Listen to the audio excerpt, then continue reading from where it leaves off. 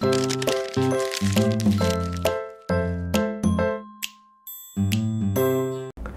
guys, ThunderE here, and today we're talking about Google and the alphabet. Not the literal alphabet, but actually Google's parent company called Alphabet. Now, you heard on Monday that Google is now going to be a subsidiary of a larger company called Alphabet, and you're wondering, wait a minute, Google's a big company. Why is it now a subsidiary of another company? I mean, Google is a titan in the industry like Apple, Microsoft, and out of nowhere, Monday we hear that Google is now a subsidiary of a bigger company. And you're wondering, okay, who bought them? What's going on? Well, what really happened is that Google basically has now decided to diversify itself. Now, Google's always done that. Now, we've talked about in the past how Google has had its hands in many different things, you know, from Google Glass to driving cars, life extension, all the different things they try to do to expand Google's empire. And Google's co-founders Sergey Brin and Larry Page decided, you know what, the best way for us to do this is actually to create a parent company and then have all those different things work underneath there. So what that means is that, yes, if you own Google stock, you basically own Alphabet stock, pretty much. That's what it is. But Google itself is now a subsidiary of this larger company, and Google will focus on certain things. So Google will focus, of course, on search as well as Android. Those are its core key things that Google does well in there, and I think maybe YouTube might be added into that. The other thing is that you now will have different subsidiaries for different things. So maybe Google Cars would be a different subsidiary. The drones would be a different subsidiary altogether, and they will have separate CEOs. So the first new CEO is Sundar Pichai, who is now the CEO of Google, which will answer, of course, to Larry Page and Sergey Brin at the end of the day. So that's how the structure of the company is. You can almost look at it as a big umbrella with, you know, smaller parts to make the whole thing altogether, which they could have done that and said, hey, Google's a bigger company and have these smaller ones, but investors didn't like it. It sounded kind of shaky, and also they weren't too focused. Google did a bad job of focusing on different things. We had talked about this on the weekly hangouts on how the fact that Google has its hands on many things but not a lot of focus.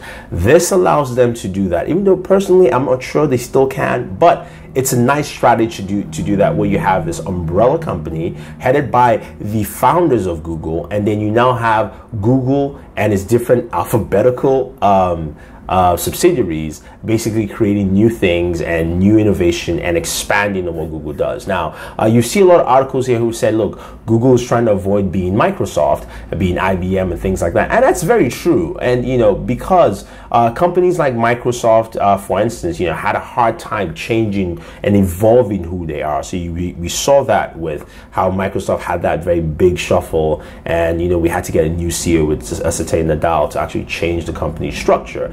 And Google's trying to avoid that in the future, because having Sergey Brin and Larry Page as the head of Alphabet, then you can now create different business aspects in there. So if Google decided to, if Alphabet decided to go into aerospace in the next, say, 20 years, and we're building shuttles to go to Mars, they can have a company known as M.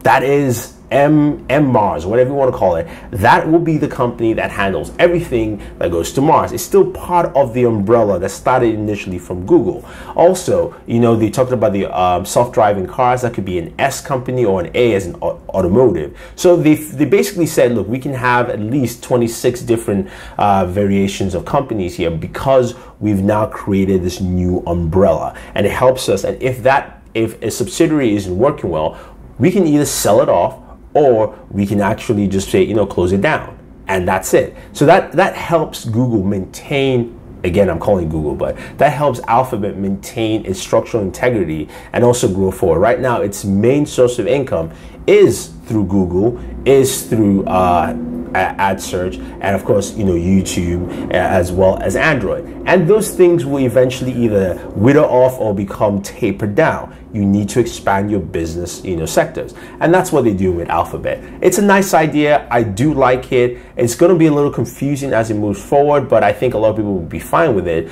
because what it also helps them do is that it doesn't tie the companies to each other. So when you hear that Google is making a self-driving car, it's all cool and dandy, but when you buy a car made by Google, right? Maybe not so much because it's Google. You're like, it's a search company. It's not a BMW or Chrysler or anybody like that. But if it was a separate subsidiary that was called S or self-driving cars or whatever the name they call it, that is something you might go, oh wow, this is a new car company, kind of like Tesla out of nowhere. I mean, no one knew initially that Tesla also was made by the same guy who started PayPal. So those are the kind of things they want to actually create and create that whole atmosphere here. Now they will run into, they will probably run into some bumps here and there, but it'll be interesting to see how they actually handle this. We do know right now that the trademark for Alphabet is owned by BMW, as well as the URL alphabet.com is owned by, it's also owned by either them or someone else. Right now, Google using the website abc.xyz, so you can get an XYZ website, and that's what they're using for at least their landing page for Alphabet. So we'll have the link for you down there if you want to check it out. It's got the investor relations and things like that. So it's a new era, it's a new age. Serge Bin and Larry Page trying to expand your vision of what Google started as into something bigger, and that bigger entity is Alphabet. That is what we have right now, and that's what's actually going to move forward. So that's something I think a lot of you should actually pay attention to. We'll see what comes out of Alphabet, what comes out of its different subsidiaries, how much they will rely on Google as one of its subsidiaries to move forward. And I think it's going to be an interesting time, and we'll see how other companies react to this. Companies like Apple, Microsoft, big players in the industry, how they react to this move by